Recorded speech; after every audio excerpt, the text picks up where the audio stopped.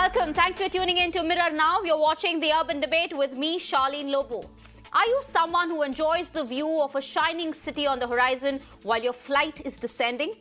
Have you, while sitting on a flight, treating yourself to those starry visuals, ever thought about the potential risks of landing in a cluttered city like Mumbai? Are you even aware of the safety measures and restrictions that aviation industry has put in place to ensure a safe and unhindered landing? Well, let me tell you, just as highly thrilling it is to land in Mumbai, equally high are the potential risks vis-a-vis the high rises near the airport. The Bombay High Court today ordered the demolition of 48 obstacles near Mumbai Airport for violating of height norms. These obstacles consist of unauthorized floors, water tanks of high-rise buildings and other illegal structures that have come up on a hill near the airport. These structures are apparently coming in the path of aircraft flying in and out of Mumbai Airport and therefore violate aircraft obstacle rules. The petitioner has said that aircraft could crash into such tall buildings during descent. You'll be surprised to know that these risks have been lingering for over a decade now. The court even pulled up the district collector for trying to shift the responsibility of demolition to the Mumbai civic body. It said the collector has to do something about this quote-unquote menace. It added that the BMC and any other authority like the police shall render assistance to the collector for demolition. The court also suggested the authorities to disconnect electricity and water supply to those buildings that have been issued notice for height violation. So it's not just about the flyers. Residents too in such buildings have the right to be concerned.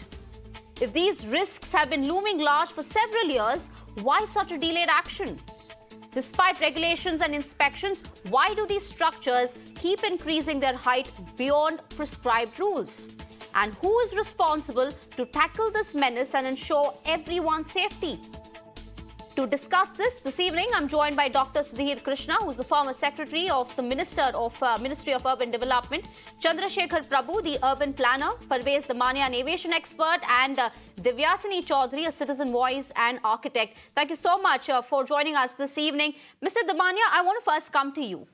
What are the rules and restrictions around airport land? Help us understand this. In fact, break it down for us. What are the dangers of having such high rises and illegal structures near airports? Almost any building in the area of the airport has to have a clearance above a certain height from the Airport Authority of India. Certain heights are cleared in Mumbai and the balance have to go to Delhi. So what I am 100% sure that when these buildings were cleared, they met the DGCA and the Airport Authority requirement. But after that, illegally heights were increased of this building. This is a very common, you have an architect on the panel, this is a very common thing in the Jew area. That once the building is cleared, plans are passed, people increase their heights. The government has to come very, very strict on these things. We just try and understand if the map or charts of the pilots are showing that the building is 70 meters and in reality illegally it's made 85 meters. We are talking of a very serious risk to the passengers as well as the people staying around the building. And this thing has been going on for years, and I'm happy that the courts have come very strongly on it. But basically, the courts are saying that 48 of these buildings, the portion that is above the allowed limit has to be demolished. Not the entire building has to be demolished. But I guess it will cause inconvenience to people who are living there, but people who are living there should have checked with the builders, seen that these plans were cleared and they were all legal before purchasing the flats. Now I think the law is very clear. Portions that are violated, the heights have to be demolished. And I think that should be done at the earliest. And the government should take action and not give any further time. Because it's not only for the safety of the aircraft and the passengers, but also safety residents. I mean, it could cause unimaginable damage and danger if, God forbid, a catastrophe occurred where a plane would crash into a residential area. So Absolutely. I think everybody would agree completely. And I think initially there were 137 violations, but a lot of them have corrected it, reduced the height, but still there are 48 high-rise structures which have not done the needful and they need to be demolished. I think there's no discussion on the subject at all. Absolutely. In fact, that is why we're having this discussion in the first place, to question officials and push them to take adequate measures in time. Mr. Prabhu, I want to come to you. Damania did speak about the 137, structures that were initially identified. Help us understand whose jurisdiction is it here, to maintain these adequate checks. The BMC in its affidavit in the past has said that the collector was responsible. The collector, on the other hand, shifting responsibility on the BMC. And this, these obstacles, according to the report, as even Damania was saying, I have here this report about 137 obstacles were identified way back in 2010. It's been over a decade since authorities are aware of these violations. Still, these illegal structures keep coming up and escape strict action. So who is accountable ultimately? See, first of all, you must understand the numbers behind the game. See, age-old wisdom restricted the FSI in the airport area and throughout the suburbs of Mumbai to one FSI. Means if you have 1,000 meters of land, you can build 1,000 meters. Over a period of years, that FSI kept on increasing throughout the city and the suburb. So from one FSI, it became 1.5, then it became 2, then it became 2.5, and now it is 3, and if the road is wide, then it is 3.5. It means on a smaller footprint, the land can't grow. So the only way you can go is height. And so every builder is competing with one another to consume the full FSI. In the airport area, this FSI cannot be consumed because there is height restriction. First, there are restrictions laid down by the Supreme Court on all sides. The fire brigade should go, so 6 meters you have to leave from all sides. So footprint becomes small. And it's a correct thing. The judgment was correct of the High Court. And then you can go up to a particular height. So in that process, what happens is they don't consume the FSI that is available to them. So the first mistake is in the airport areas, either don't permit such indiscriminate FSI or change the rules in such a way that that FSI can be consumed without going to a particular height. So it's a urban planning issue which can be tackled. We have been talking to the government time and again and telling them that, look, these areas which are near the funnel, you really need to make special rules for them so that they don't go higher than what the civil aviation department wants to go. Yet, if you have increased the FSI, they could consume some portion of the increased FSI. But all our requests have fallen on deaf ears. We put together a team of experts, which I headed, and we did this exercise, and we have understood that it is possible, very much possible, that increased FSI can be consumed without going higher than what is permissible.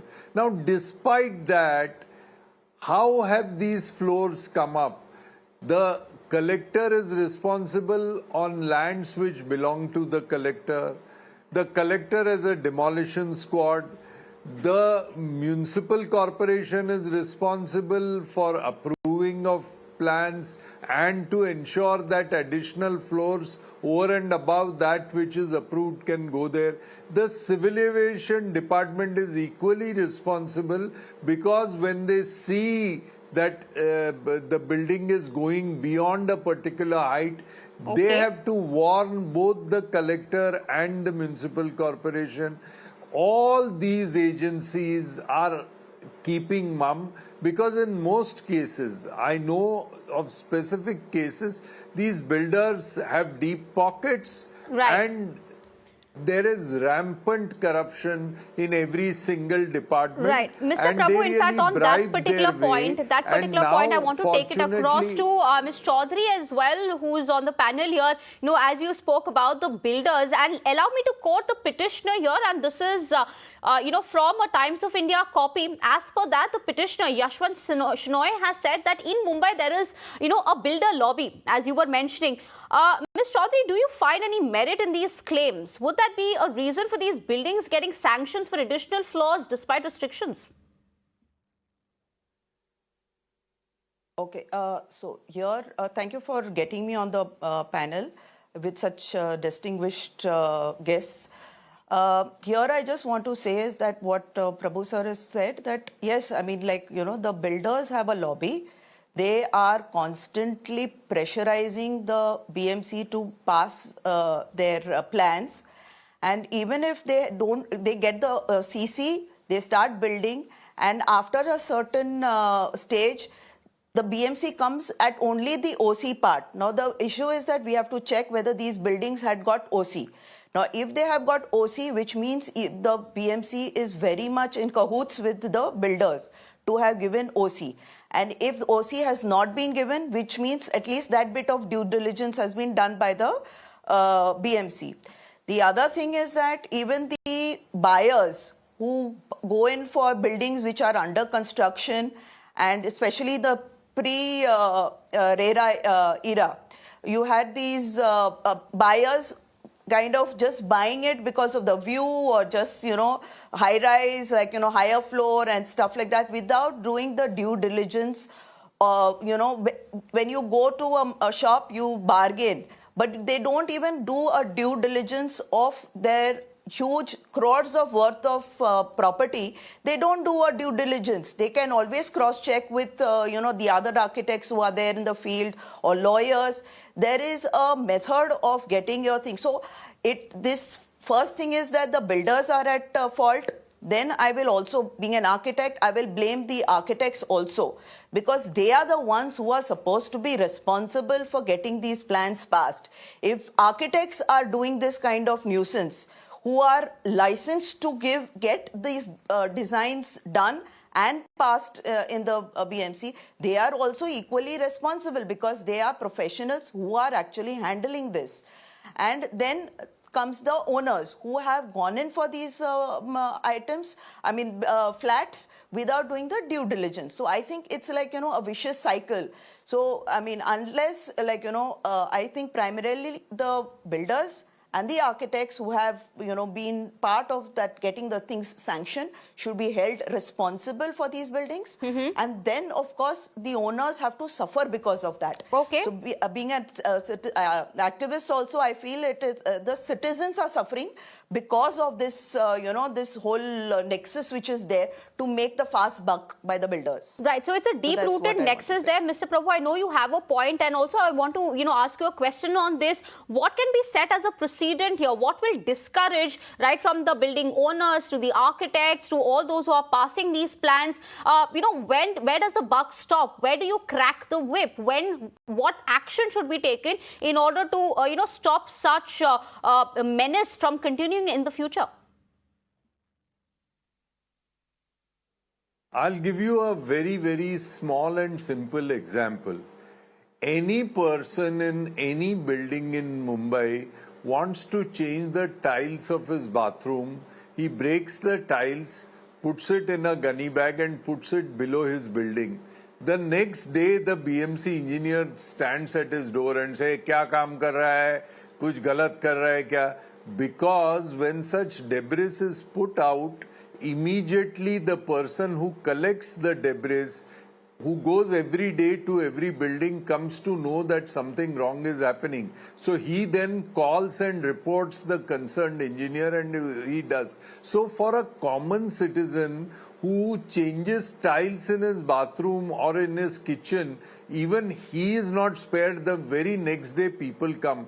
And it is very difficult for me to believe that entire 1 floor or 2 floor is built, because for building a floor, you need to have a column which takes about 10 to 15 days.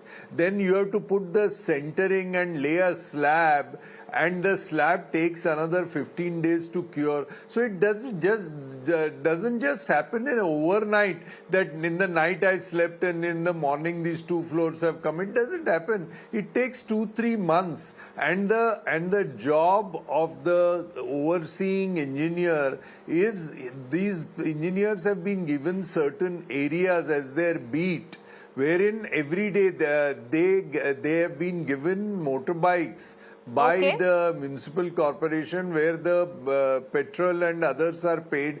They have to take rounds of those area, and anything over and above the plan they come to know. So it's absolutely impossible that they do not know that this is happening. It is just the nexus. You see, the politician, the bureaucrat, the builder, and a section of the underworld. There is a full nexus that happens, and this nexus is so powerful that anybody who even complains gets threatened, then they cause problems to him. Big politicians build entire bungalows at Juhu which are illegal, and nothing happens to those bungalows. But got your point. So basically, there is this deep-rooted nexus there at various levels. At various levels, you have this alleged corruption. As we were discussing, Mr. Krishna, on this very point, my same question: who takes the accountability over here? Of course, the High Court has pulled up the collector. The collector can take the help of the BMC. They are, after all, in charge of also passing all these proposals. But at the end of the day, what about accountability when it comes to the builders and the architects and the people who are actually planning and executing these alleged illegal structures here? At the outset, I would say that airports are a great source of development, great node for development. Around the airport, a lot of activities are possible to come up, and if properly harnessed, if properly guided, it can become a wonderful, economic development scenario. But unguided and uncontrolled, it becomes a nuisance. Uncontrolled development surrounding the airports lead to so many things, bird menace and bird minutes, and then noise pollution and so on, and of course safety. But putting the onus on collector, I think there is a slight opportunity missed, big opportunity missed by putting the onus on the collector, because the collector can only do the demolition. He cannot handle the development. He cannot handle the planning, regional planning. He cannot, work out how to make best use of the opportunity for regional development surrounding the airport. It should have been other way around. In my opinion, the court should have asked the MMRDA, Chief Secretary, or the MMRDA, or the municipal corporation to, prepare the plan and submit and inform the court as to what they are doing, and take the help of the collector wherever required, rather than saying that the collector should demolish the building and take the help of BMC. You see, demolition is not the real solution to problems unless we have a positive development plan in our vision. So I would think that there should be a regional plan. We should take care of development potential, not merely building demolition.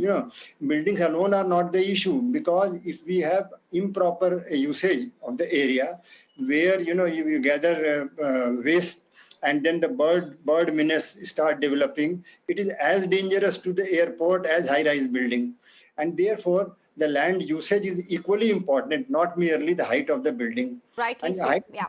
Rightly so, it's not only about demolition, but also about construction in the first place. Why are these illegal constructions even happening? And Mr. Krishna, I just also want to ask you one more thing. If this is the situation in the financial capital of the country, I can barely imagine the potential violations in other parts. Are we looking at similar violations in other smaller cities as well, or is it specific to the densely populated city of Mumbai?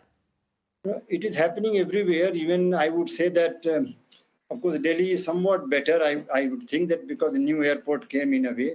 But I think it is demolition everywhere we are hearing, and we are missing out on the potential for development, a planned development, creation of wealth, creation of prosperity, creation of happiness. It's merely demolishing everything, because a lot of people are living there before airports come. Before airport comes, a lot of people live there.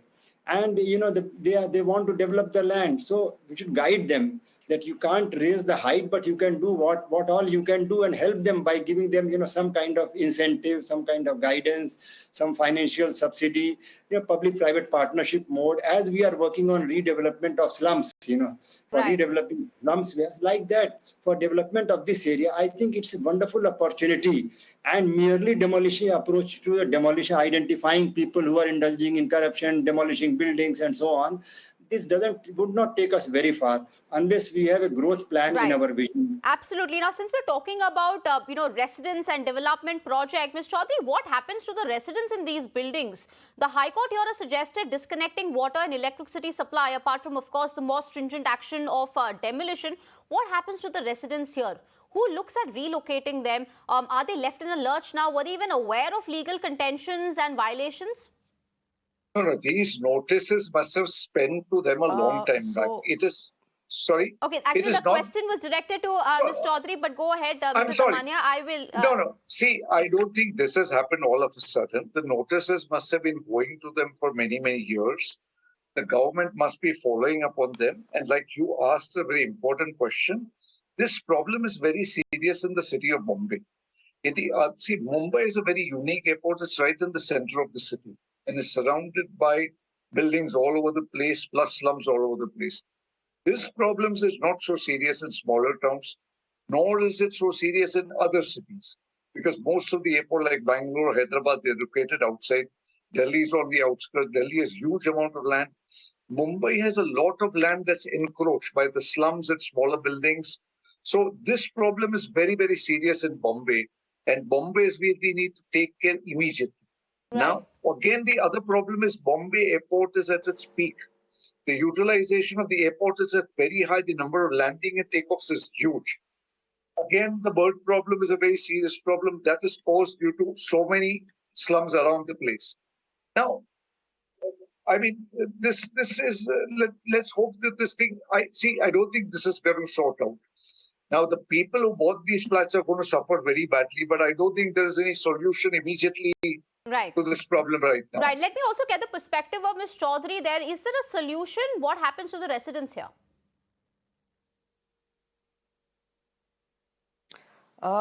Actually, see, I mean, partly if they have got a flat over there without due diligence, they are also partly responsible for, the situation that they have come up to. But yes, I mean, if there is a way of getting the government to kind of give some kind of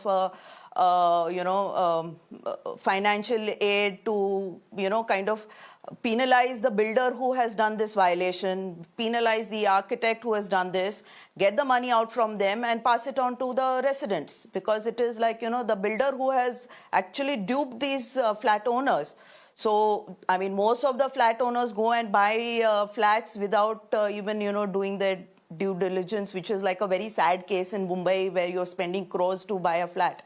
But the thing is that one thing that the government can do is, if the builder is still in business, to kind of penalize him heavily, get the finances out from him and pass that on to the residents, because they are suffering because of some person, kind of violating so badly. Because when an architect, gets a plan, these are the basic things that need to be checked. That is the height of the building, the aviation rules, FSI, the firefighting norms. Okay, if Mr. those Prabhu has a things point to make, are, but Mr. this Chaudhary, is not complete correct. the point, and then I'll come to Mr. Prabhu as well.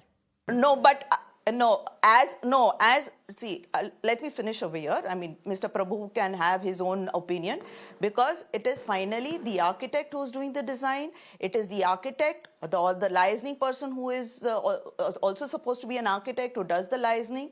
So they are responsible. They have got the COA certification to do this. Architects are not just designers to just design some fancy looking building.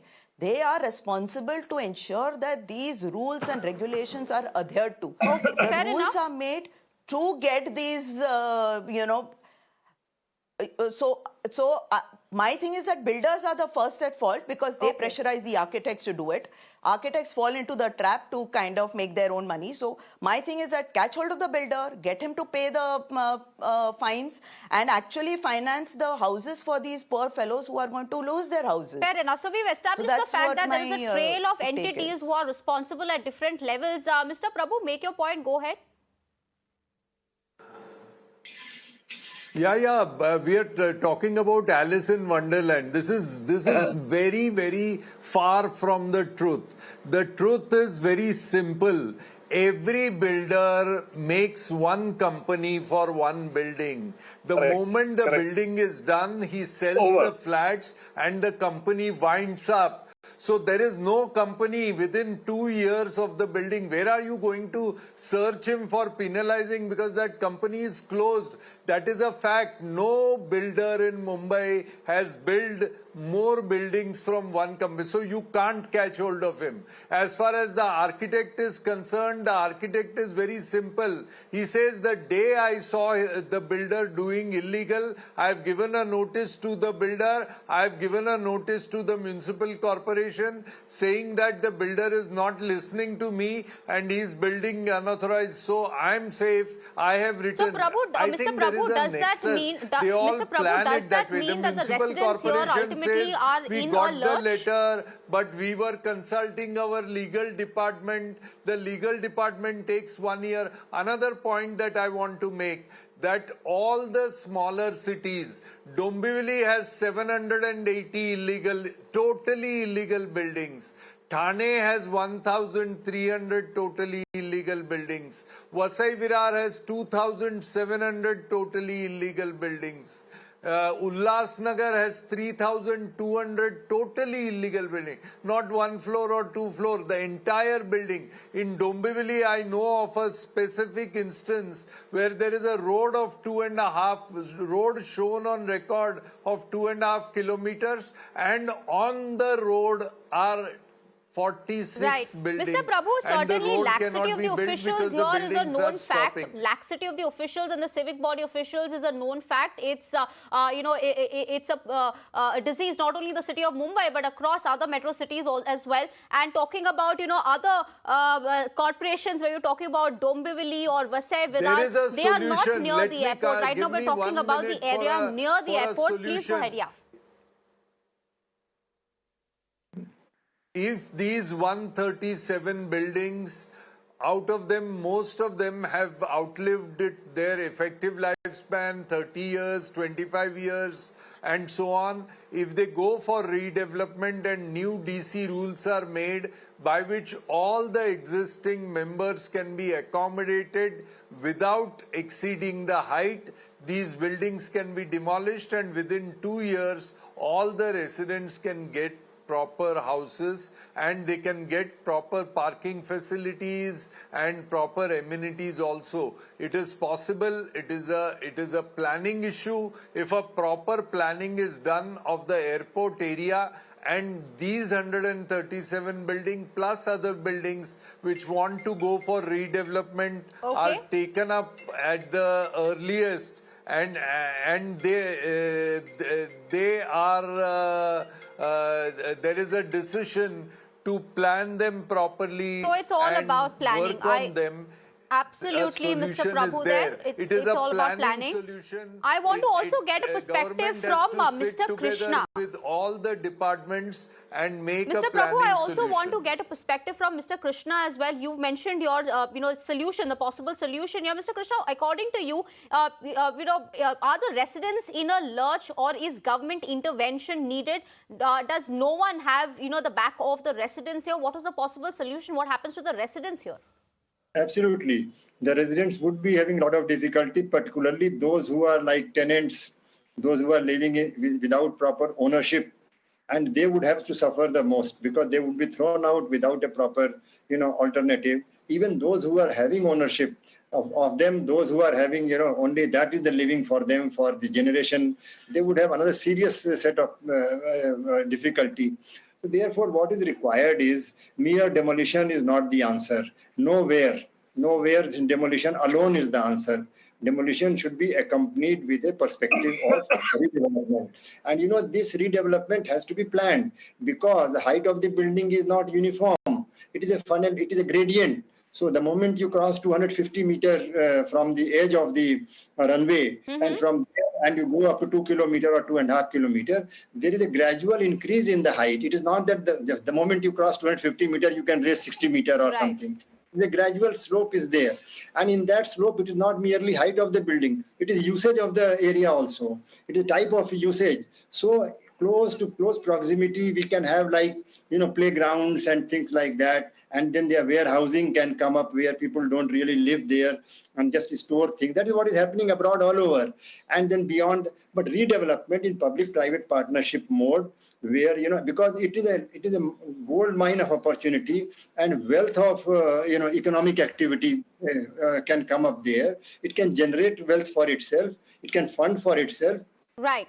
What is required is an authority like MMRDA or the Bombay Municipal Corporation, not the collector. It is not the So potential solution there, Mr. Krishna, and you answered my next question about what is practiced abroad, what is the kind of architecture they have around airports. Is it, certainly other cities or bigger cities, even they are highly populated, even they are cluttered, but what is their planning? And you answer that question that you could have playgrounds, you could have open areas that could be used, of course, by public, but of course does not, obstruct the takeoff and the descent of aircraft. Mr. Damania, on the, talking about heights, landings and takeoffs, I actually want to get your inputs on this very interesting point. Now, the petitioner here has said that the High Court's Chief Justice, in a lighter vein, of course, during one of the hearings, cited the film Runway 34. Now, I do not know if you've seen the movie or not. I have, certainly. Now, the Chief Justice went on to say that everything depends on air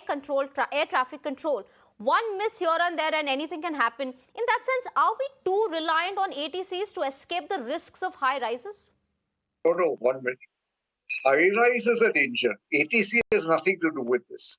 What my worry is, again, trying to understand the pilot has a chart. And if the chart, how has this problem come? A lot of times the buildings are cleared for, say, 10 stories. In this zoo and airport around area, they will build 2 more stories. Now, why? See, if these buildings were legally made and they'd compiled with the airport authority and all the municipal regulation, this problem won't arise. Some of these buildings, like Dr. Prabhu said, a lot of buildings in a lot of cities are illegal. Yes, I accept that. But they don't face the danger that we are facing around Mumbai airport. Now, Absolutely. I am sure the way the new Mumbai airport is coming up, Navi Mumbai airport is coming, these problems will not come up because the whole airport is planned that way. There will be huge area. See, the Mumbai airport is a very, very tiny airport, and a lot of land is illegally occupied by slums and these smaller buildings. So the ATC is doing their best. I think Mumbai airport at one time had the highest amount of takeoffs and landing when only one runway was occurring in the world. So Mumbai airport is at its peak. Before COVID, we were doing like 47 million passenger years. That's very, very good. Of course, the new airport will take away a lot of strain from the Mumbai airport. But when the new Mumbai airport will start, when it will start functioning, we do not know. So I think, nobody is going to compensate these people whose houses are going to break. The government has no facility. It's like somebody saying that my illegal slum was broken up and the government should compensate. There is no system. We do not have any system like that in India, to the best of my knowledge. And if these were illegally made and they're being demolished because they're illegal, then I think how can anybody be compensating them here? Right. They should have done, it's sad, but they should have done proper due diligence study before occupying them. Before buying those flats. Mr. Damania, one follow-up question. What's the role of the DGCA here? Do they carry out their own checks and, subsequently flag of potential threats or take any action? See, DGCA, of course, will overall look into the safety factor. But these clearances, I am fully aware that these clearances are cleared by the Airport Authority of India. Now, Dr. Prabhu said these can be demolished and redeveloped, but again, the problem is even if a lot of buildings, tiny buildings are not being redeveloped around the airport. The main reason is that even if you sanction, say, FSI of 3, hypothetically, and you utilize 1, by demolishing it, you may not be able to use up the FSI because of the height restriction. If people follow the law, and maintain the height restriction, this problem won't come. But problem comes when laws are broken and people are going height above cleared by the DGC and the ministry. That is where the problem occurs. The ATC is doing its level best, but these are areas outside the airport.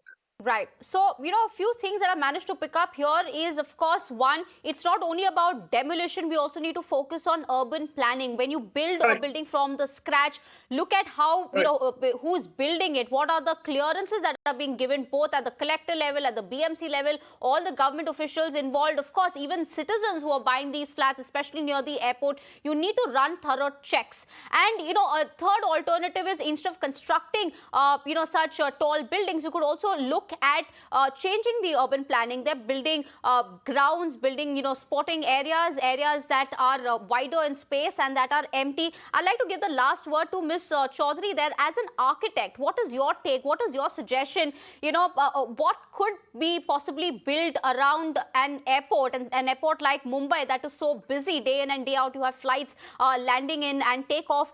So what are the suggestions, according to you, that could be built around Mumbai airport, and keeping in mind the highly densely populated city that Mumbai is?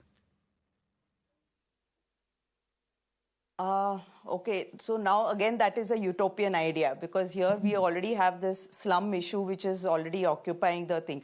So one solution is what we already have the new Navi Mumbai airport, and we should ensure that that is built as fast as possible, because that's the only way to handle this thing. Because moment you try to redevelop, there's no space to even shift slums now. So there is no question of redeveloping there itself. So you will have to have like high rises around that space for these slum dwellers also. And even these buildings which, the portions where the buildings are going to be demolished, those residents also are left without place to stay. So one thing is that we have to ensure, the government has to ensure that the Navi Mumbai airport comes up as fast as possible. And this one is kind of close, because even Hyderabad had that issue where the airport was right in the middle of the city. And, and now it is like that portion is totally closed for commercial flights. And the main, commercial flights have been shifted outside the city. So flights is one thing, which is a very important thing for the, the people traveling. But the flight height restrictions, nobody wants to follow in Bombay because of the space constraint. So, trying to say that, okay, we can build grounds, and that is not possible, because you have the slums already occupying those space. And builders have this greedy eye that, they want to take the slums away and then start building SRA buildings on one side and the sale building on another side. So you left with the same problem about the height, because as such, you cannot build that height over there. And you cannot clear out people already existing in the slums over there. Right. So the bottom line, I don't know. I'm at a loss to even suggest as an architect. Right. So the bottom line here ultimately is, at the moment, the quick fix is, of course, raising down these illegal structures until we find a more lucrative option. Of course, it's a utopian concept and a utopian idea to expect, a foreign-like, urban planning in a city like Mumbai that's, again, so populated. But as of now, I think the High Court, has taken this decision of, demolishing those 48 obstacles, and perhaps we could be looking at more such demolitions around the Mumbai airport in the days to come. On that note, thank you so much. I'll have to wrap up this discussion this evening. But once again, a big thank you to all the panelists for joining us and sharing your inputs.